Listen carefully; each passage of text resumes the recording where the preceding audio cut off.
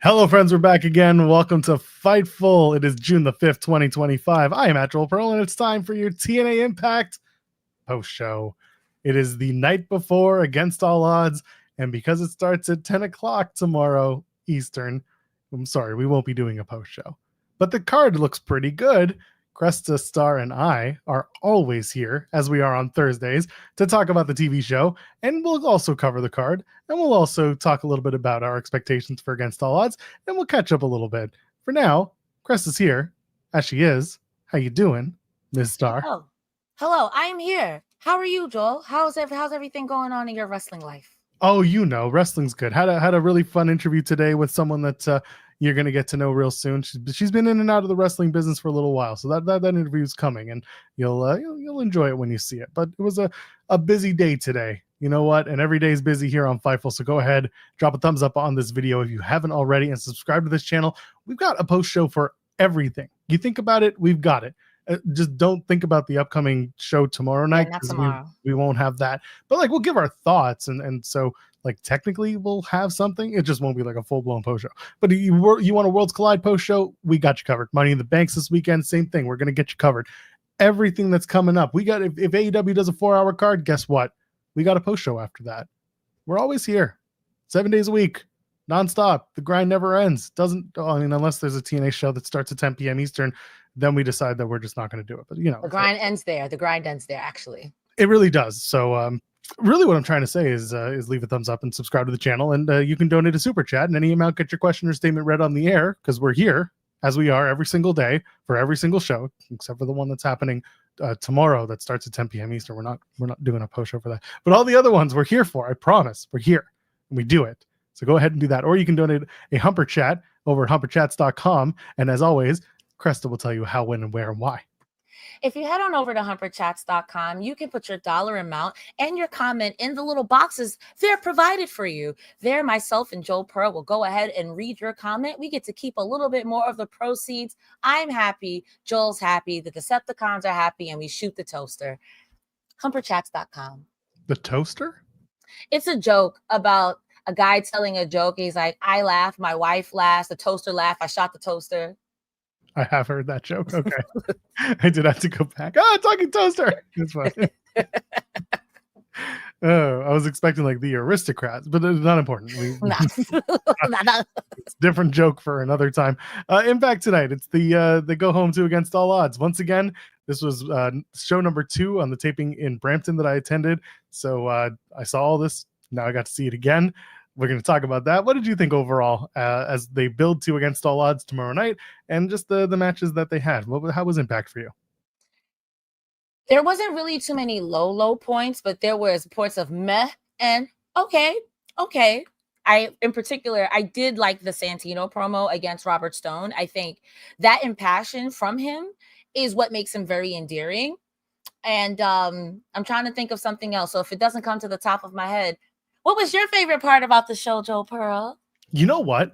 I think tonight, the post-production crew, the people who were putting together the vignettes, putting together the hype packages, they were on their A game. I thought the stuff from Leighton Lee was really solid, and from Masha Slamovich as well, hyping up their match tomorrow night. And also, I thought the Elijah package was really, really well done.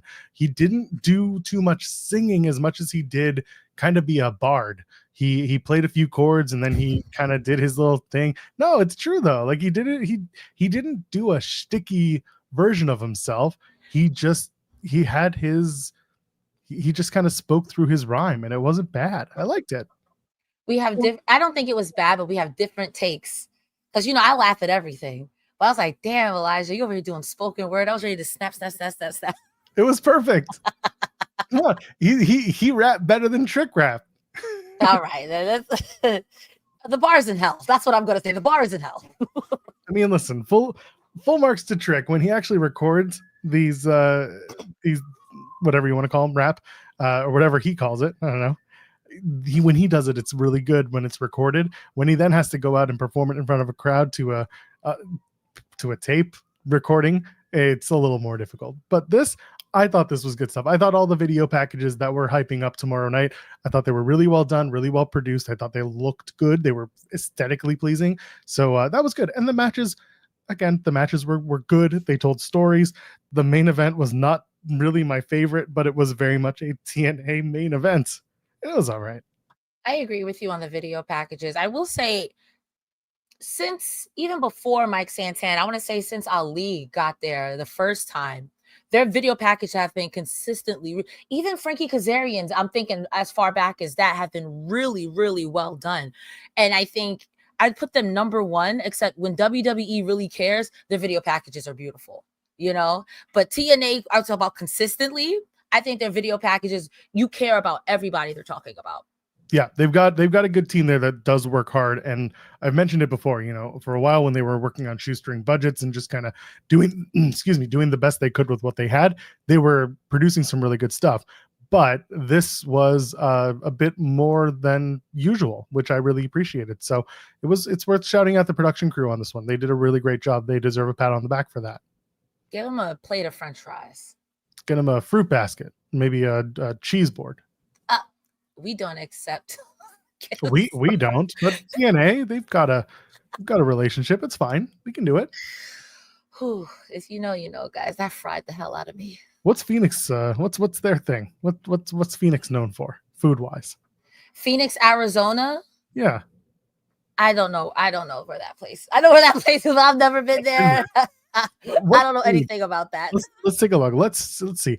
Phoenix is known for its diverse culinary scene with a strong focus on, well, no surprise here, Mexican and Southwestern cuisine. Tex-Mex, There's the Sonoran hot dog, chimichangas, cheese crisps, and various tacos. So there you go. Give them. The way I was gonna say, isn't Arizona known for glizzies? And the first thing you say is hot dogs. Sonoran hot dog. I've had the Sonoran hot dog, haven't I? It's a hot dog that originated in Hermosillo, which is the capital of Sonora, and in the late 1980s, it was popular in Tucson. Interesting. But what is it? And it looks like a cheese dog, man. It just does. Either way, that's what they can get paid in.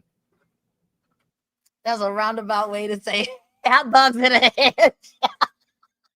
I can't believe I fell for that. This is what we do. Loser. That's for me. Just me. Oos. That's fine. Impact opens up. Indy Hartwell takes on Tasha Steelz with great hands. This was I had retweeted that this was a match to have eyes on, and people. I had some people be like, "Is this a return? Is this a thing?" I'm like, "No, it's just there's development here." The match was good. Indy defeats Tasha. They teased dissension in order 4, and they did it by having Skylar kind of get on Jason Hotch to hit Indy Hartwell while she was down in the corner, but Hotch refused. And then Indy recovers. She hits a big boot and hurts Donut. She gets the win. And then the post-match is really where it matters. Mustafa Ali comes out. He comes to the ring and he berates Tasha until Jason Hotch steps to him and effectively says, like, you don't talk to people like this. You don't talk to women like this. Step down, like, back off. Hotch is getting a spine and leveling up, and I think that's amazing. There was at one point, someone had asked Gail Kim, who on the TNA roster deserves another chance, or a chance to step up, and she said Jason Hotch. And I said, yes, absolutely that guy. And every time I've seen him on the indies and every time I've interacted with him, he's always been not just a stand-up dude, but also a hard worker who really gives a shit. He's got the look. He's got the experience. He's been with this company for years. I really like that they're having Hotch step up. Ali walks away. Skylar and Steelz follow him, and Hotch is in the ring all alone. Later on socials, he said, my wife and my kid were in the stands for this. I needed to step up for them. And then later on, they make the match. It's going to be Hotch versus Ali tomorrow night.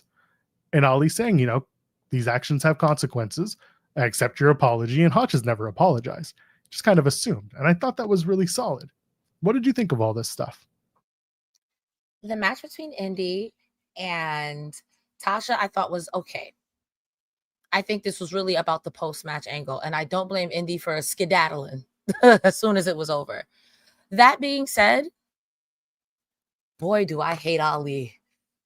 Positively. I mean that as a compliment. Man, that man is getting under my skin in a good way, because I think it's one thing to dabble in sensitive topics when you're a heel. And Ali, we trust, is dastardly, but it's that fine line of dastardly. But Tasha Steelz is literally following orders, and you're literally beating her up. And I don't like that. I don't think anyone likes that. I don't think anybody likes that. And the fact that Hotch is now standing up is fantastic. Grow a spine, you know. Also, imagine Mike Santana saying that once you lose me, what are you going to do? Because you're addicted to me. I'm not addicted to you. I'm addicted to wrestling. So if you want to talk about addiction, pal, what are you going to do? And look at you spiraling out of control, looking for your vape pen. It's flushed down the toilet. You just took a shit. That's what you get. That's what you get. Also, who was Skylar on the phone with? That is a question I had for you. Who did you think it was? Because at first I thought it was Hotch. And I thought it was Hotch just being like, hey man, can you smooth things over and I'll be right back? But then he stepped into frame and suddenly it didn't feel like it was Jason Hotch on the phone anymore. I don't know who is like big brother or somebody that Ali sees as an equal. I can't think of a singular person in TNA. My joke answer is you call it the Good Brothers because maybe they can chill him out. But the Good Brothers, they make money and they're going to go into work for themselves. So I wouldn't do that. But that was the only names I could pick out of my. But even then, it wouldn't be if it was Raj Singh, it wouldn't be oh my God, what was the other gentleman's name? Raj Singh is hilarious. I thought about it being Raj. Again? We saw what happened the first time. Well, because they teased another 8-man with a partner. They're doing the Hardys and Leon Slater with the mystery partner, and someone said Raj Singh got another booking, and I was like, I will cut you. Can you imagine he comes out? Oh, he's not in Tempe, so it's okay. Whoever that I don't know who it could be. I'm at a loss here. I mean, so I don't know who's on the phone. I don't know. And I see in the chat AO saying, maybe Cedric Alexander, if he wants to work a short-term deal with TNA, sure, that's a great get for them. And it's someone that Ali has a background with. There is a history there. It's someone they all know. Yeah. Or it could literally just be, it was Hotch and it was just poor acting. That's very TNA. No, that's a very plausible answer with TNA. I would like to believe that there's layers like an onion here. Like if I'm reading too deep into this, Hotch stepping in and be like, bro, even during the match, she's like, I'm not going to hit this girl while she's down. It's not like she really winning. Like, relax. Like, I think there is something to be said about it can be scary to stand up to a bunch of people who are willing to do the wrong thing and being the first guy to be like, I don't like this. Even when the person you're standing up for is like, oh no, I'm stupid. I like this. Oh my God. So I get it.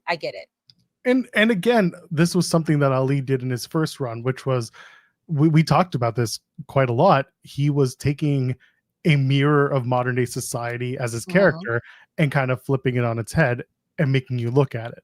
He's doing it again.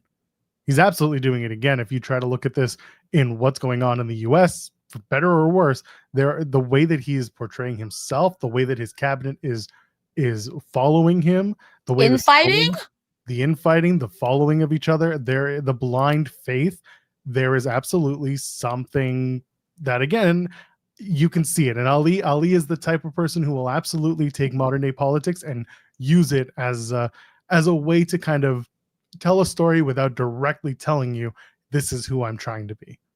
No, absolutely. And I am someone who enjoys wrestling and I try to learn from each person.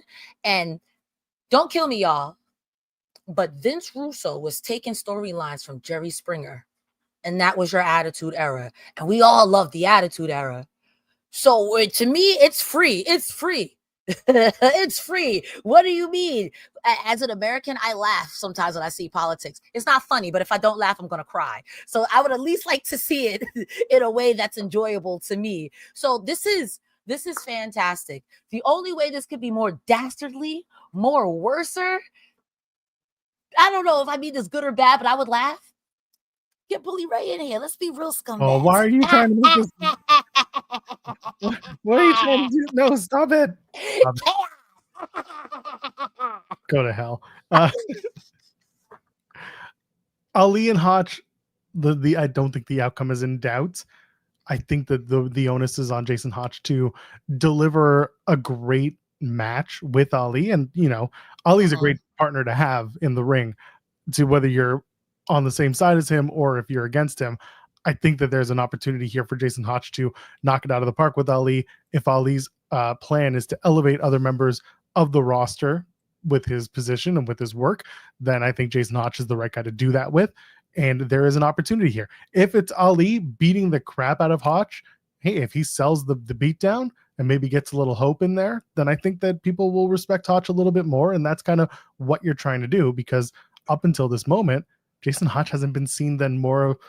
He hasn't been seen much more than just an enhancement comedy guy. Now's the chance to turn him into something different.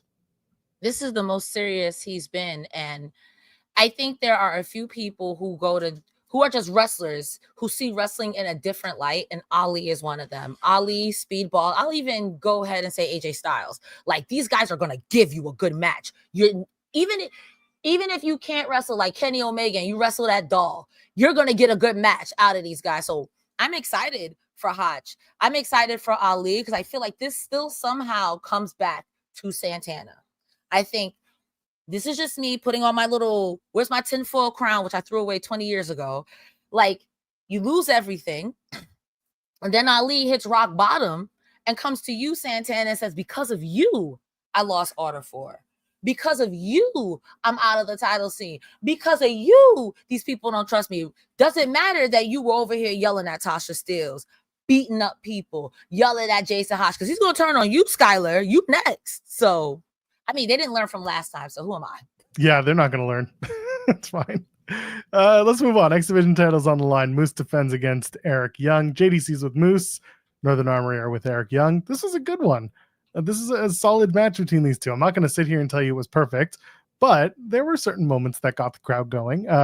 The fact that Eric Young was able to get through the Canadian national anthem in its entirety was so absurd live, because I'm watching the referee, it's Frank Castino, kind of going between looking at JDC and then looking at Northern Armory. And Northern Armory aren't doing much at ringside. So Castino's like trying to make a mountain out of a molehill, and Armory are just like, they're not even trying to do anything. They do look menacing. It makes EY look like an idiot. Or makes the referee look like an idiot. It makes EY look like he's doing his Go Canada thing. It was fine. It was cute. Moose doing the top rope sky high. They call it the go to hell. I thought that was fantastic. And then they do the pile driver. JDC puts Moose's foot on the ropes. Northern Armory take out JDC. Moose low blows EY, gets the spear and the win. Moose is still the X Division champion. The post match is where was hilarious to watch live. Funnier than the Canadian national anthem. They turned Northern Armory for 2 weeks.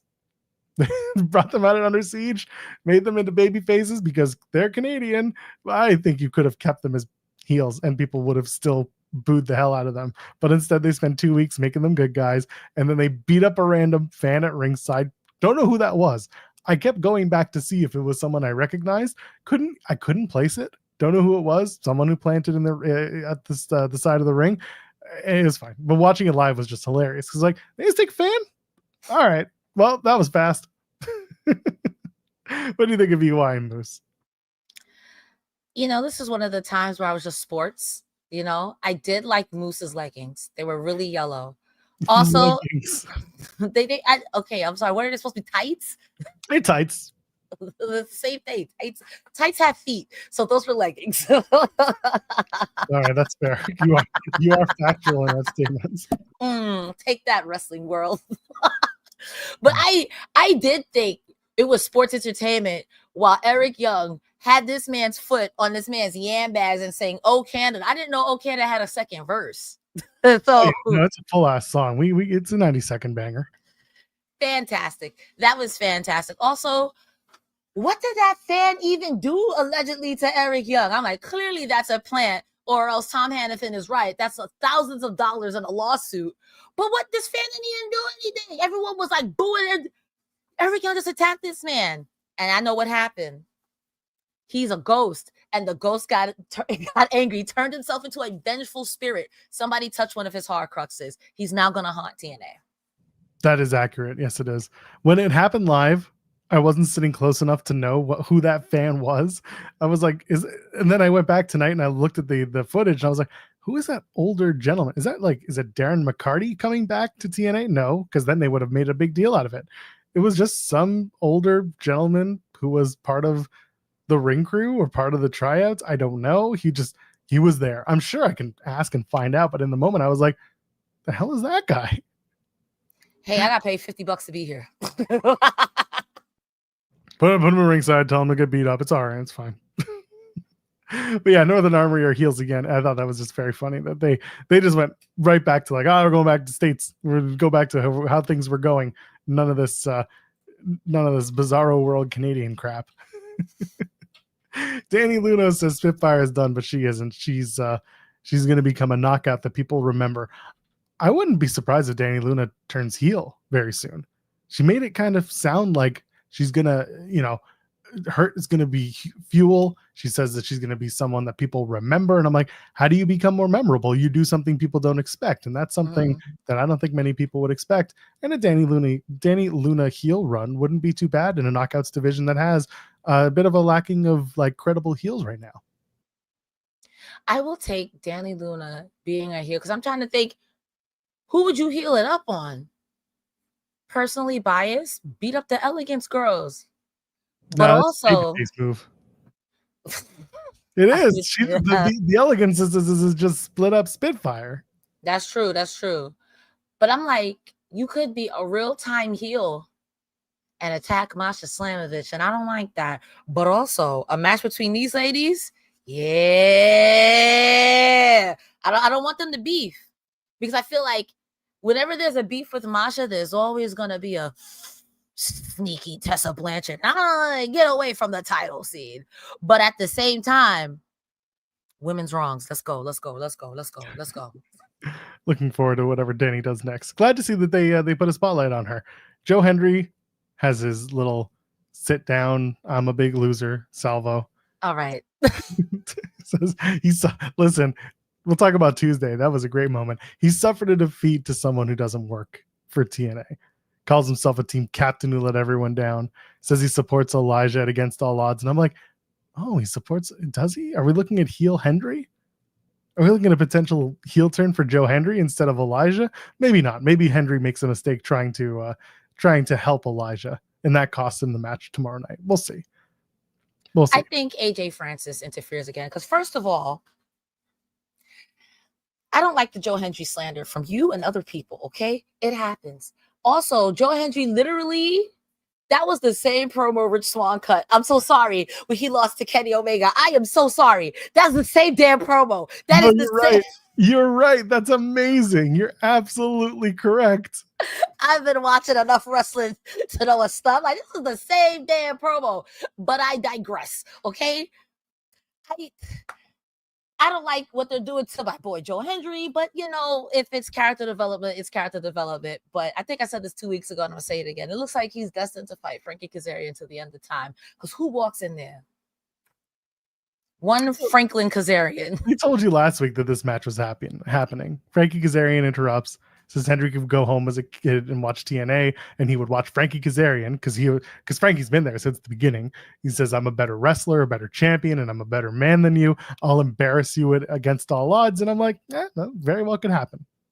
Honestly, the line when he said, because Joe Hendry had just said, I would rush home to watch TNA. And Kazarian was like, yeah. And who would you be watching?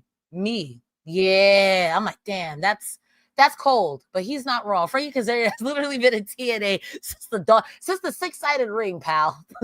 since what's his name? Not Christopher Daniels. Yeah, since Christopher Daniels had hair. I mean, come on. Daniels hasn't had hair in a very long time. What are we doing?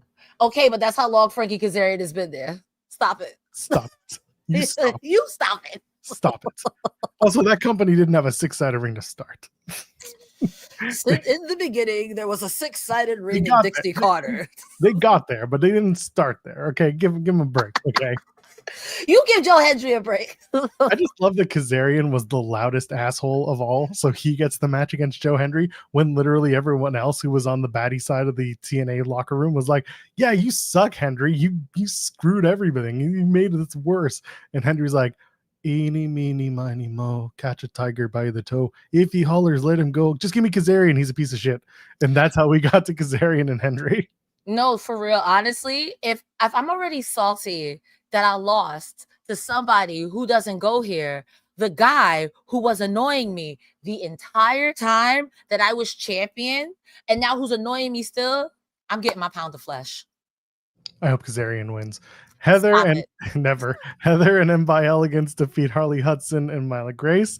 I think from now on, I'm going to call Elegance Meligance. Stop. I mean, it's better than what I got for. I can put European Spitfire. That's awful. I mean, listen, on a week where Mariah May made her NXT debut on Tuesday, and there was already talk about a name change coming. Did I tell you what I think her name should be? I was in the weeds for a little bit, and we were like Jane, June, April, May, June. April, May, June. Because if you're gonna get petty like WWE, April, May, June is perfect because those were the months she was inactive in AEW before she went over to WWE. Ricky Saints, bless up. And by Elegance, by the way, Elegance is massive compared to these three other women. Bro, she came down. I was like, is this Megan Bade's little big sister? Because I respect this, but she's a large. Yes, God. We saw her live, and my friend just looked over to me and was like, she is huge. Maggie is huge compared to these women. And I'm like, I never thought about how short Heather Reckless was, because the other thing is Ash she's not tall, but she's not super short either. Like, she's pretty average height. So I never thought about that until I saw the height difference between Heather Reckless and Maggie Lee, who, by the way, Raywald telling Hannafin not to dead name M by Elegance was ridiculous. The way I guffawed out loud, and I'm watching a Discord, and my friend was like, during Pride Month, I was like, stop. Thought about that too, but it was so just a stark moment where we just looked at each other like, holy crap, she's huge compared to these women. And like, I knew Harley and Myra weren't the biggest, like, weren't the tallest women, but then you see Maggie and you're just like, she's probably 5'5", but these other women are like 4'11", and what it looks like, it looks tiny. No, you're not wrong, because Heather Reckless is a shorter person, and I want to say, if I had to guess, Ash by Elegance 5'7", because Rhea Ripley's 5'8", and that blows my mind. Yeah, the tallest 6'5'8" woman you'll ever meet. Yeah, and so that means Heather Reckless, what, 5'5", 5'4"? No, God, she's got to be 5'1". She's very short. So then, how tall is Maggie Lee? Because she was gonna pick up and throw all of the girls in the ring. All of the girls in the ring. I just looked up her height. Wikipedia has her listed as 145 centimeters, which equates to 4.75 feet. I'm like, I don't think she's 4.7 feet. I'm about to say, what's that in American? I don't know. What's a kilometer? What is a kilometer? Ain't no way. That 4'9" is what Cage Match has her listed as. She is tiny. I don't know if 4'9". If that's a shoot height, I will laugh so hard. You mean Heather Reckless or Heather? Oh, you were saying Maggie. I was like, wait a minute. No, Maggie. Maggie's closer to 5'5", 5'6". Oh yeah, 5'5". Yeah, she's not that tall. She's just in a land of giants compared to these other three women. Like, Harley is tiny, Myla is tiny, Myla, whatever they're calling her, is also tiny. And I just didn't realize that Heather was also as tiny as she is. How tall is Alicia Edwards then? Because Alicia's maybe 5'1". Yo, it's crazy because these women are mad small and be killing each other every Thursday. Oh yeah, no. When you go to an actual wrestling event, you realize how short these people can be. Yeah, Lish is listed at 5 feet. Listen, Maggie's listed at 5'11". I don't believe that. I mean, I believe I don't believe it. listen, every time they say Rhea Ripley is 5'8", I'm like, ain't no way, because I'm 5'7". But also, I've been to a wrestling class or two. A lot of those girls in there are short. Like, just that's just what it is. A lot of girls are just short. You know what? Maybe Maggie is 5'11", given the fact that she also, I think, played volleyball. Well, she's probably definitely, but 5'11" to a girl who's 5'5" or 5 feet. Yeah, she played basketball. That much I know. Maggie was listed at 5. No, she's 5'8". No, I have her basketball, like her real height is 5'8". Okay. Not her work height. Screw you. I've got her work height, and then we got her shoot height. Her shoot height is 5'8". Screw you. Yo, my work height is 6'8", bro. What a it's like it's Rhea Ripley 6 feet. So I'm 5'8", bro. Stop it. It says 5'8". That's still real in me, damn it. But yes, but legit, when you see a lot of these people live, you don't really understand how short some of them are because TV makes them look larger than life. Here's a good example, by the way. When I saw Matt Cardona and I saw Brian Myers live, this was when Impact was like still in Toronto most of the time. When I saw them, they were massive compared to literally everyone else on the roster because they were WWE guys. That's the one thing.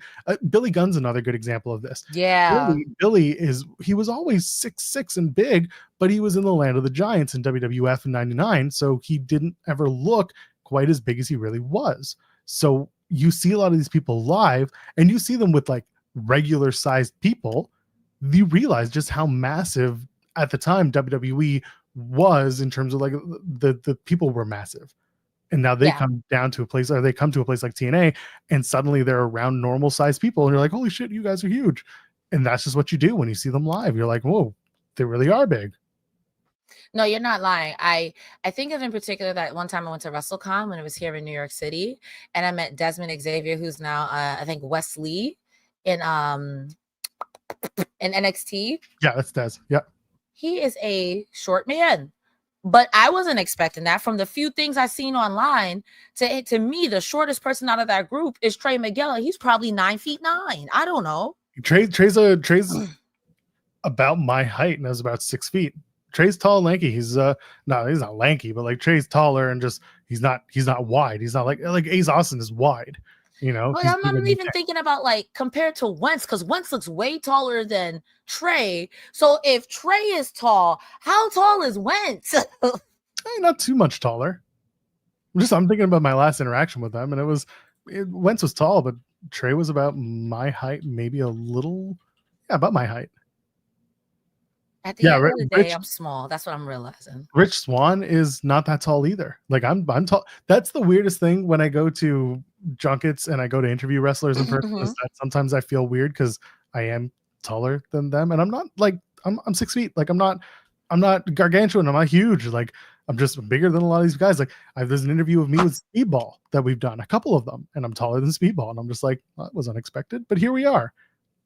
Speedball. I think Janela and I are about the same height. Anyway, you can go back in the archives. You can find my old interviews, and like, there's a reason why I like to sit down with these people.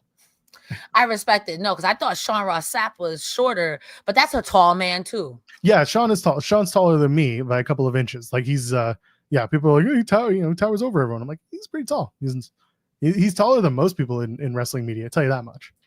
It's always very funny going to shows and being like, that's why they hate on him. Yeah. Anyway, we didn't get to the end of this match. It was a great showcase for Hudson and Grace. Iceman distracts Daniel Spencer because of course he did. And Mulligan super kicks Smiley Grace while Grace is on the top rope. Heather hits the Spanish fly and M gets the elegant moonsault for the win. Thought both teams looked solid in a match where they were both kind of debuting or having their coming out party, and this was the right story told. There's some comeuppance coming for the Elegances. I love. Is it Neela or Nyla Grace? Yeah, that's the problem. I've now heard both. Okay, so I'm gonna say Neela because I feel like they kept saying Mila, but I'm gonna say Neela. If it's wrong, please correct me, y'all. Neela Grace and Harley Hudson, aesthetically speaking, I love their look. They're like opposite girls, but in the ring, Neela's fast as she's giving like Joshi speed. To me, she was so fast. She was so fast. I do like how also Harley Hudson isn't as fast, but to me, she gives more like I'll punch her, I'll punch you, I'll punch you, and I live for that. I live for that. No flips, just fists. Yeah. Yeah, overall, I'm looking forward to these two teams tying up again. You know, it's inevitable. Speaking of inevitable, Monsters Ball. Xia Brookside defeats Rosemary. This was a fun match live. What wasn't fun was watching Rosemary come out overreacting to the lights and the music and just looking like, oh, it's too much. It was overacting. It was a little, we got to, come on, let's come back a little bit. Let's bring it back. We're not at Universal. We're going to a wrestling show. Come on. And of course she pulls out she's got the strap. And of course I was really, really waiting for one of them to say, she calls it Daddy's Home. But no, she didn't use, she did use the strap, but it was very strange that stupid belt was like the mainstay of the match. They brought out a bag of pucks, which I appreciated as a Canadian. They did Samoan drop on top of them, which looked nasty. I wish Xia had tried to feed one of the pucks to Rosemary instead of, just beat her over the head with them. Pucks get hard though, man. I don't know if you've ever interacted with a hockey puck out there, but that shit gets, they tough. They're rubber. They are solid rubber. Now put them on ice and they're even harder. In the summertime, they get a little, easier. They're malleable. But anyway, Xia Brookside sets up the chairs. Rosemary rises up and spears Xia through a door, which was set up at ringside, which is nice. And then Rosemary's miss gets blocked by a trash can that's being held by Brookside, who then hits a Brooksy bomb through the chairs, gets the win. A very, very fun Monsters Ball. I saw some people in the chat say, oh, there was no blood, so I didn't really, I didn't enjoy it as much. I thought it was well done. I thought it was a really fun match. What did you think of Monsters Ball between these two? I personally don't mind the no blood. Professional coward here. I will say this is another match I unfortunately was just sportsed in until about the second half. And then in the second half, are you familiar with the Powerpuff Girls, Joel? Barely. In one of the first couple of episodes, Bubbles, the blonde-haired girl, was brushing her hair all episode. And then they turned her hair into meat. And she turned up. That's exactly what happened here.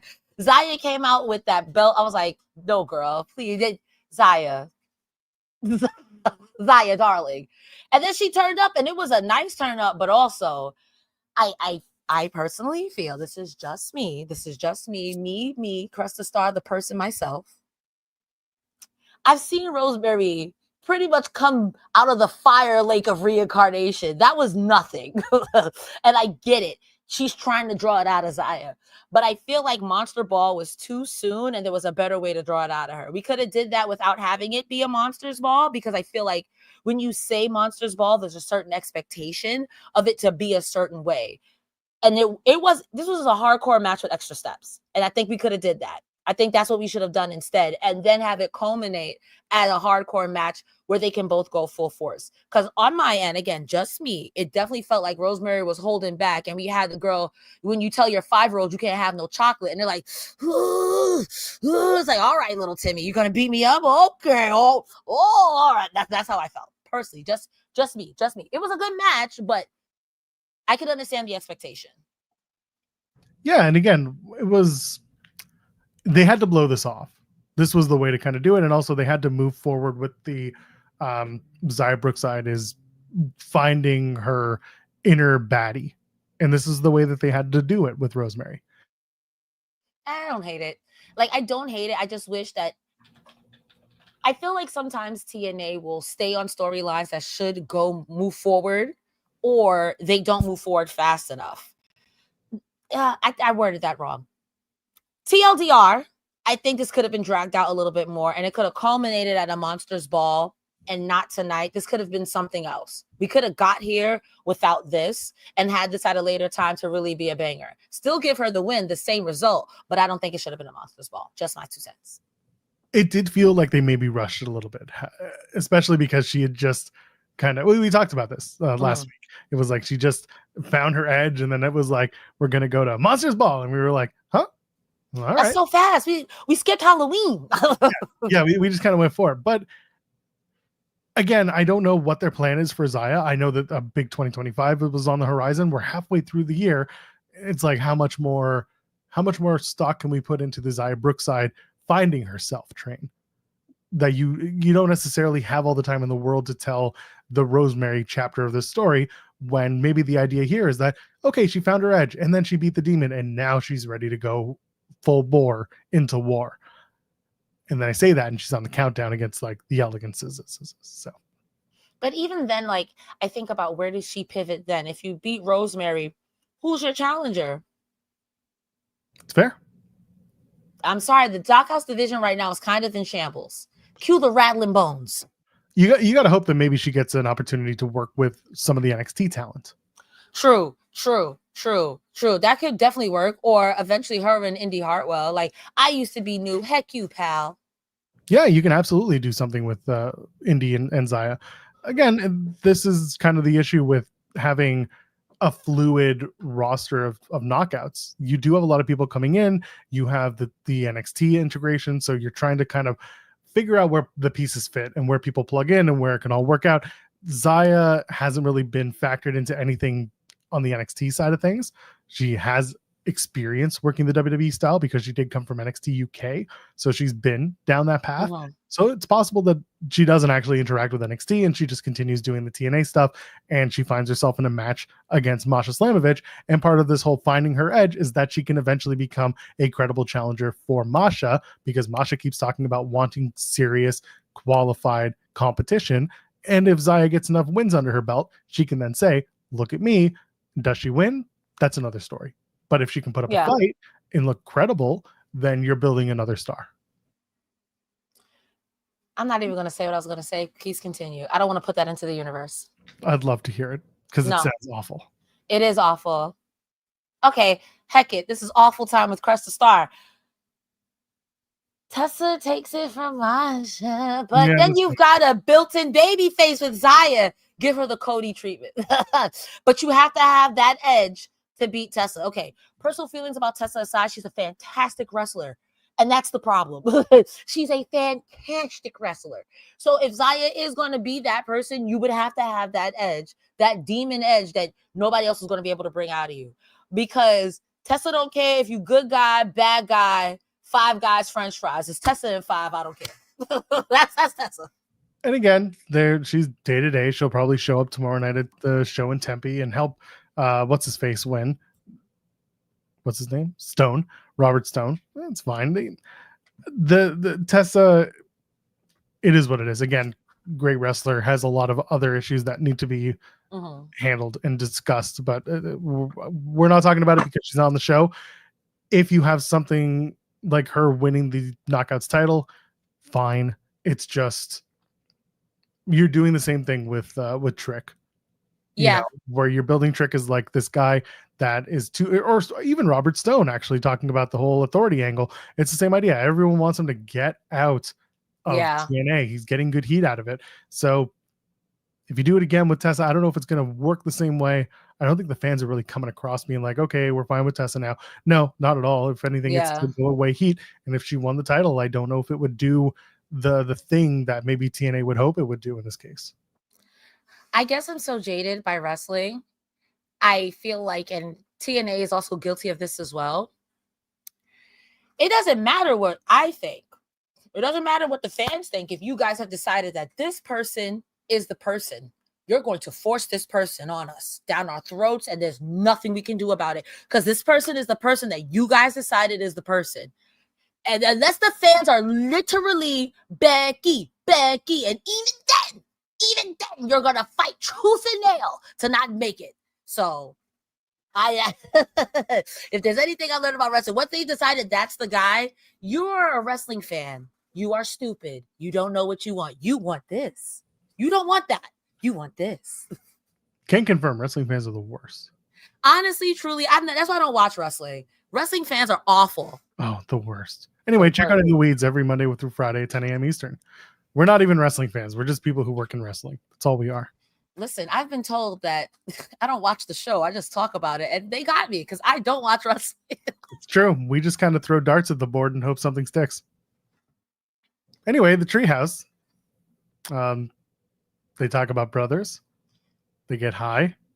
And they make references to Randall from Monsters, Inc. and Randall from Recess. Honestly, that's the third time I've heard a Randall from Recess joke this week. And that made me happy. That made me so happy. It was cutesy. It was funny. It was just to, get ready for the match against the Nemeth tomorrow night. And of course, they toss in an Ese Rios and Lita comment, which makes me laugh. So it's fine. Treehouse doesn't always hit. This was one of those times where I was kind of like, okay, felt a little shoehorned, but here we are. I mean, there were a lot of video packages tonight, which I didn't mind, knowing that there's a pay-per-view tomorrow. And this was fine. This wasn't anything to be like, yeah, exactly. They replay the First Class helping Trick retain his title on Tuesday over Santana. For those who were watching on Tuesday, Mike Santana did have a match against Trick Williams for the TNA title. It ended exactly how I told you all it would end, and that was with shenanigans.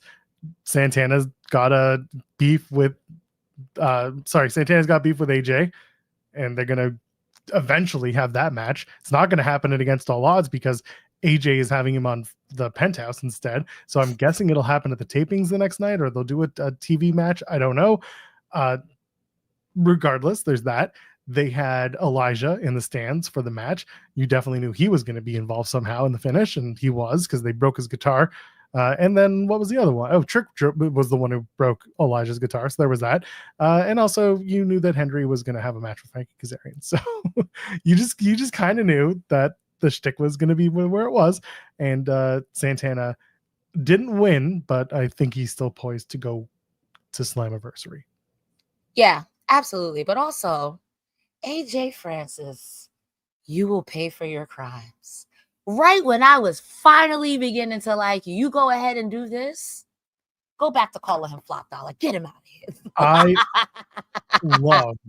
I loved seeing Casey Navarro on NXT. That was really the high point. Oh, there are some people that are just so WWE coded.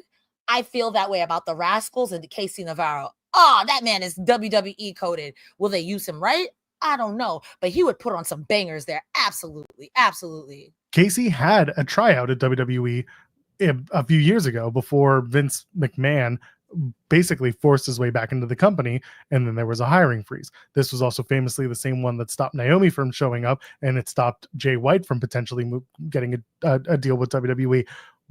Casey was in active had a tryout. Can't tell you if it was active talks or not, but regardless, the eyes were on him. The opportunity was there, and he didn't get that shot because of all the shit with Vince coming back at the time.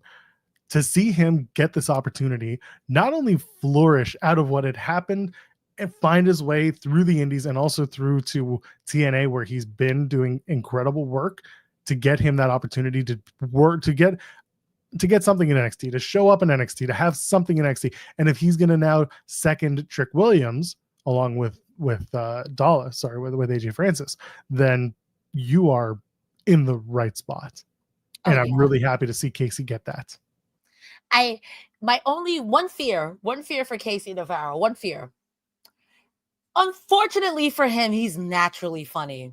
And you will outshine a lot of people around you, because AJ Francis to me is naturally funny. He's naturally funny, but Casey Navarro it just oozes off of him.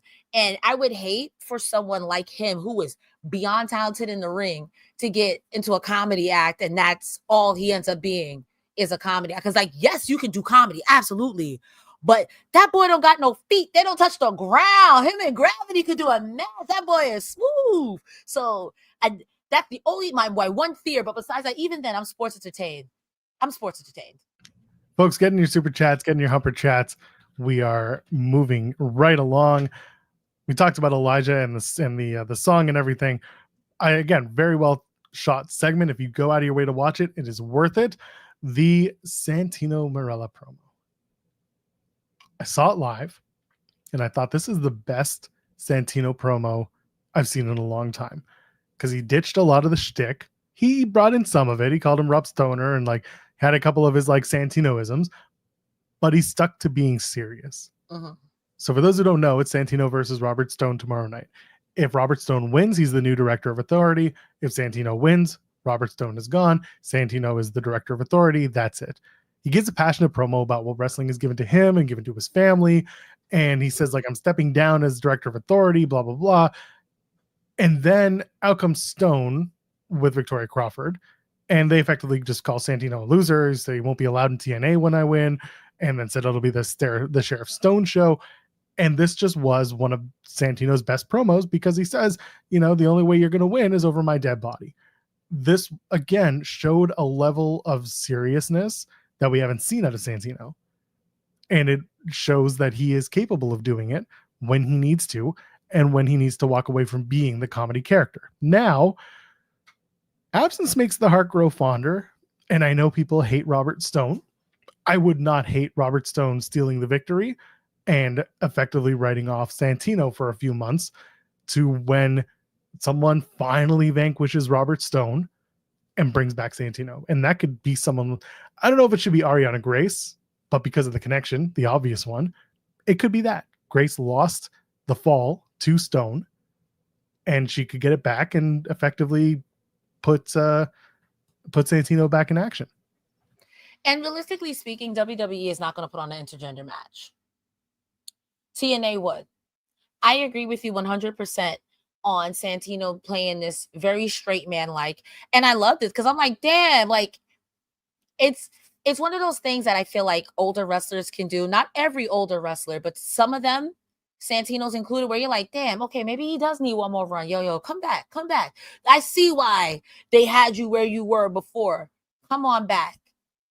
I will say, the end of that promo fried me when he said, I'm going to destroy Stone's ass. I was like, Santino, please. And then Robert Stone came out looking violently orange. Bro, this man is a bad guy. Saying his Tanner is running. I thought that was very funny.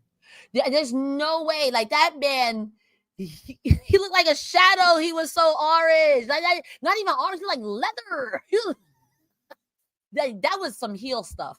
I thought about that too. I'm like, wow, Santino might really lose because Robert Stone's going to do some shenanigans and trick having the TNA World title and Robert Stone being here. You're going to put TNA in a chokehold. It could work out. I've seen this storyline before. Sorry. And in the beginning, Honor No More was good. So I know you can do it. Okay. In the very beginning, Honor No More made sense. We were all pissed that you kept looking us over. And then it got real weird real fast. The system, as annoying as they are, everyone wants them to lose. So you could really do an invasion. Hell, you could even turn the system face doing it this way. NXT versus TNA. And the system's like, listen, we're bad guys. But not like those guys. Let's jump them. So... I don't know if they'll go that far, but I do like the idea that they're gonna find their rally and eventually go after TNA. TNA becoming NXT becoming the bad guys in the TNA story is hilarious because it will get so many people being like, "Oh, big bad Fed and our TNA guys are gonna win." There's a funny story there. It might actually do it, but I like where it's going. I think, as I mentioned, absence makes the heart grow fonder. And there's opportunity to give Santino a break, bring him back by Slammiversary, and have that big pop ready for him when he wins. You know what I would like to see if I'm just fantasy booking? And I don't know what she's doing. I don't know if she's busy. But I would like to see Mickie James come back and do that for a hot second and be director of authority. I think that'd be hardcore country. I miss her. I think Mickie James would be real cute in this role. I do. Yeah, who knows? Opportunities abound. Main events: Matt Hardy, Leon Slater, and Mike Santana defeat the Nemeths and Frankie Kazarian. I spent a lot of time at the TV tapings when they announced that there would be a 6-man main event tag, trying to figure out who those 6 men were, knowing definitely the Nemeths because they hadn't had a match yet on the tapings. Definitely Matt Hardy, Leon Slater for the same reasons. And I'm like, who are the other two on either side? Who's the other guy? And I realized, okay, it'll be Kazarian for sure. And then I was thinking it was either Elijah or Mike Santana. And I eventually locked in Santana to my friend. And then It all came out that way. This is all me spending a long time to say this was a match that happened, and Santana wins for his team. Gets spin the block on Ryan Nemeth, gets the pin, and that's it.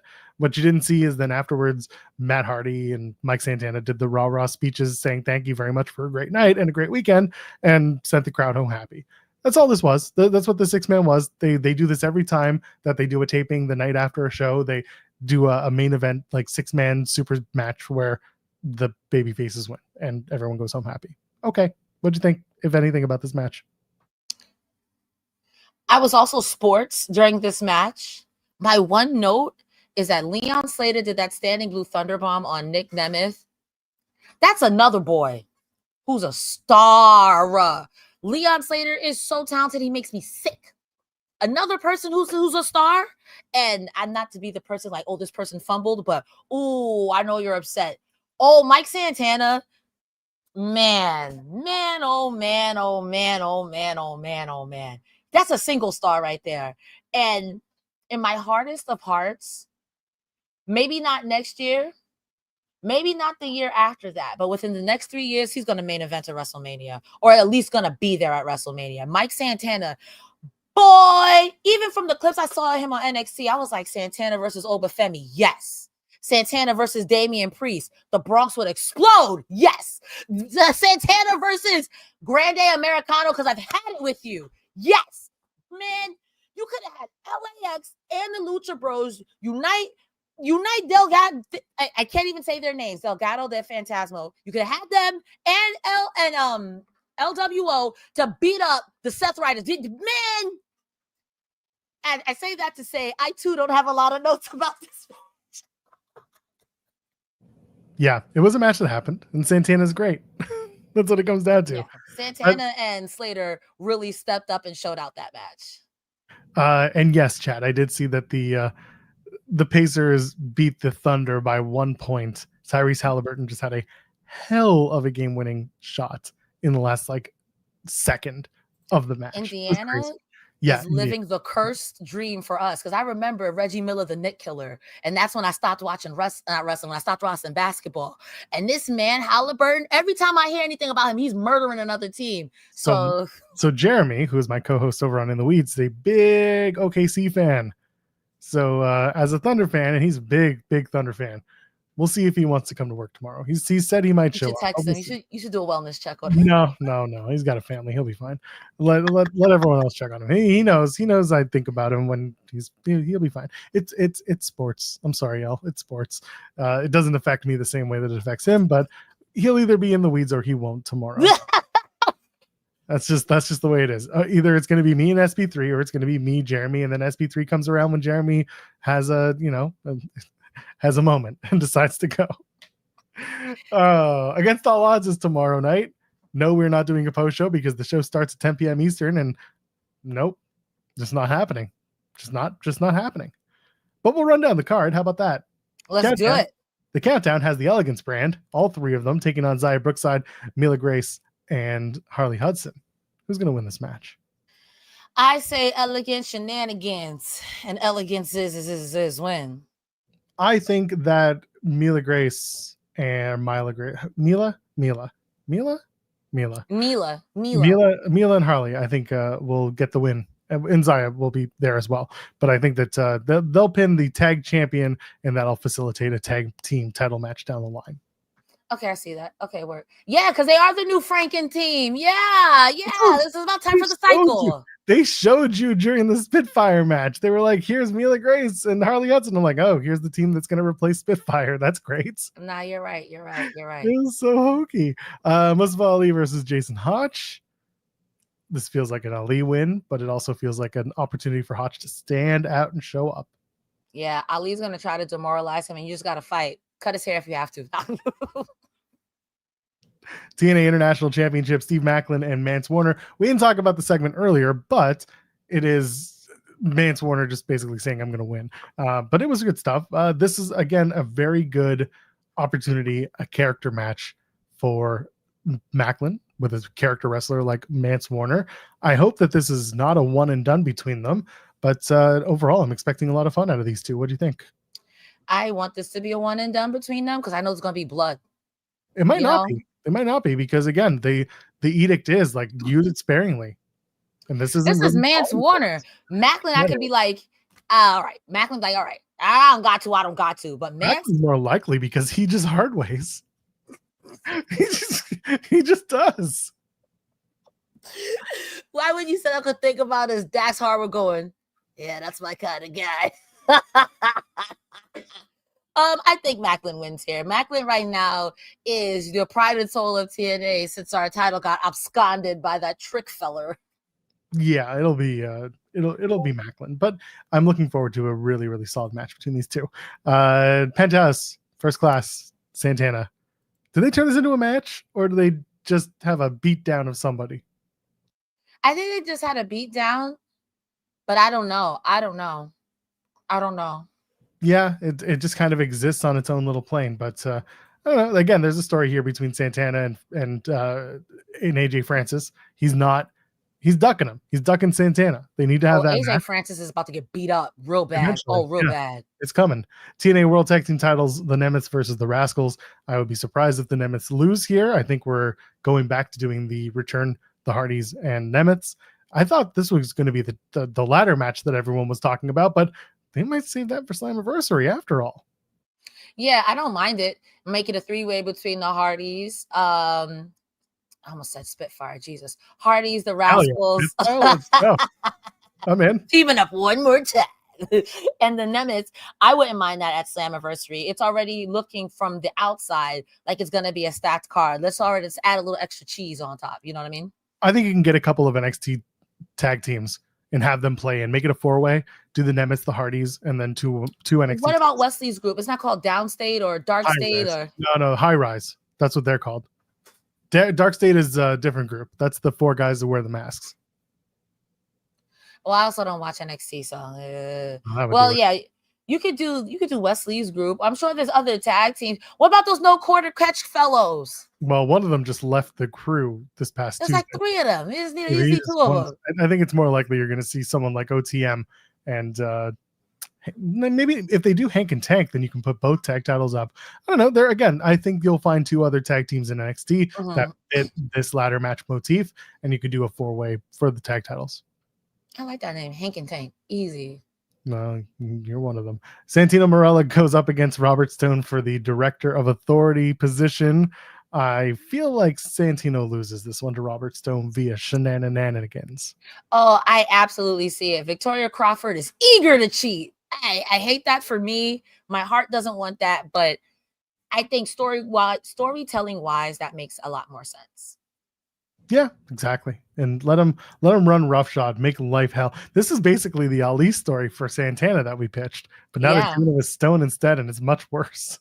It's because you're affecting everybody unless you kiss the ring, and you already know like people like Tasha, Kazarian, maybe the system at first, and then you're gonna try to do something to the system. The system gonna be like, "We run this, not you, Orange Man, not you, pal." There's another Orange Man ruining everything. Joe Hendry takes on Frankie Kazarian. This is a match where I assume Joe Hendry. You know what? I'd love to see Hendry lose just so we can play the downfall of Hendry to rebuild him back up, and everyone gets all excited and they believe.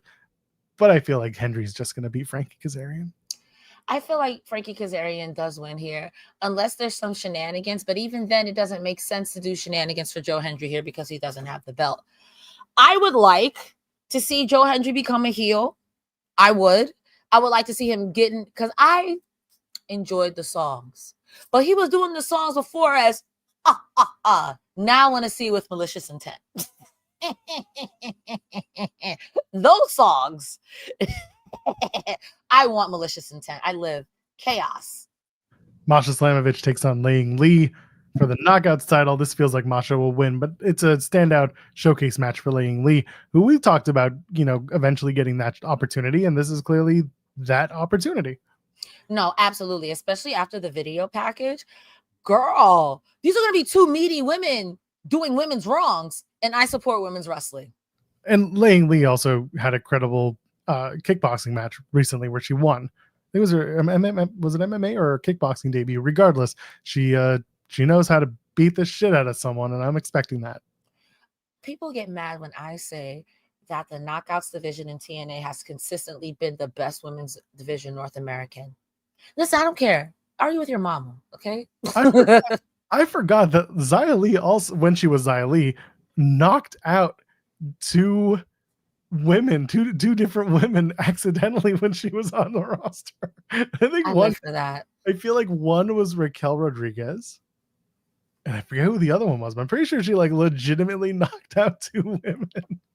Literally, I don't know my own strength. Xia Li knockout NXT. That's oh, crazy. Mercedes Martinez. Mercedes Martinez is Raquel. No. Mercedes Martinez. She's a badass. You know, I know who you're talking about. So I had to think about it. She was in ROH for a hot. Is she still in ROH? She's technically still under contract. She's at least on PPA. But yeah, she rocked her. That's right. Damn. Yeah, she did that, and then she did one to Raquel. I remember this just two times. Like, oh shit. She did it. Someone asked me to see our Truth in TNA. Yes, Slammiversary is when I see him making an appearance. Former NWA World Champion. I'm not gonna hold you. I have two thoughts in my mind, and they work for either AEW or TNA. Sign our Truth and have our Truth start calling people WWE names. I mean, you don't even know Truth when he was in TNA, like when he was Ron Killings, was a serious dude. He wasn't the comedy actor. Bring him back as Ron Killings and make people relive that time when he was Ron the Truth Killings. He was a badass. I've never seen it. I'm gonna err on the side of caution because while I think he can still go, because he's in fantastic shape. I just love this confused uncle. It's quite funny. And I feel like sometimes people like, we want this thing, and kind of like lore accurate Wolverine. You don't want to see that. You think you want to see it. Or am I doing the wrestling thing? You think you want this, but you want this. I'd rather see Ron the Truth Killings and not our Truth. I don't need to see another guy. No, I don't want to see another dude just like show up and rap his way down the aisle. We had Joe Hendry. We have Elijah. We have enough of this. I don't need more of it. Listen, only one of them is doing it successfully, and I'll let you decide which one it is. I don't give a shit which one does it. I don't want either of them to do right now. I just want our Truth to show up as Ron Killings and beat the shit out of people. Santana wins the belt at Slammiversary and then drops it to Ron the Truth Killings and Bound for Glory. That's the reason. That's hilarious. And then when he beats him, he goes, "What's up?" TNA World Championship, Trick Williams and Elijah. Oh, man, I hate to say it, but Tricky Williams, talk about it. Let's talk about it. By the way, shout out to Elijah saying, let's talk about it and actually talking about it. But also, that spoken word thing, I was like, man. Nope, no slander. It was fantastic. Oh, but you could slander my bard, but I can't slander your bard. That's ridiculous, Joel. Yeah, because my guy doesn't have a concert every time he goes out to the ring. He can't. There's a difference. He can't. And neither can the other guy, but he decides that he wants to. There's a time for concerts and there's a time for sorry, I'm done. I'm gonna stop. If it's funny, god damn it, it's funny. I'm not here for no 30-minute classic. I'm here for jokes. The thing about funny is that's supposed to make people laugh. Anyway, we're not here tomorrow to cover Against All Odds because the show starts late. But tell you what, we'll talk to you all about it on Thursday next week when we're back here again talking TNA. Cresta, what else you got going on? I'm fairly sure there is no Collision post show tomorrow. There's no Collision. Yeah, because we were subjected to 4 hours. Yeah, there's no Collision this week and there's no Collision next week. So I don't got that going on. But what I do have going on is social media, Cresta Starr. Anywhere you can type that on the internet, except for Twitter, where it is Cresta the Star, like Megan the Stallion. I got YouTube, I got Instagram, I got Twitch. I stream video games. I yap. We talk about wrestling. I'm here every Thursday with Joel Pearl, talk about wrestling TNA, one of my favorite shows. No TNA slander. And then on Saturday, myself, Rick and Iridian, sometimes Sean Ross Sapp, go over all things AEW Collision. I'm out of things to say. You guys have been fantastic. I hope you find $20 on the floor. Your butt looks nice. And this is my sign off for this show because the one for mine is worse. Joel, where can the people find you? What you got going on? Over on our sister channel, it's Fightful Overbooked. Go check it out, subscribe, and of course, come and watch the shows. I go in the weeds it's Monday through Friday is the show, but I'm on the show Monday, Wednesday, and Friday. Jeremy Lambert is there 5 days a week. Hopefully tomorrow he's there, even though he'll be sad.